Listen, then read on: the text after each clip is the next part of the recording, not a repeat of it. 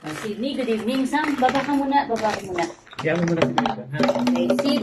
Good evening, Sydney. Ngayon ay shoot mo dito sa bote yung mga holen.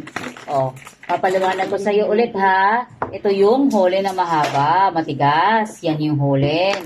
Tapos, ito naman ay mga straw. Ito yung straw. Malambot ang straw. See, di ba? Ito yung straw na ginagamit natin kapag umiinom tayo ng palamig o kaya ng ano. Pero hindi ka pa umiinom ng ganun eh. Ng soft drinks, mga ganun, di ba, Sid? Ito, malambot yan, pero pinutol-putol lang ni Mami. O, Sid, ngayon, nahanapin mo yung hole na mahaba dyan sa lagayan. Tapos, shoot mo dito. O, get mo nga yan, Sid. Get ka nga ng ano, kuha ka ng holen. Yung matigas. Kunin mo yung matigas. Yan, ito. Very good, ito, Sid. O, tapos, shoot mo dito sa butas. Shoot mo sa butas. Ayun, na-shoot ni Sid sa butas. O, kuha ka pa. O, get ka pa, get. O, get more. O, yan. Very good. Shoot mo na maayos.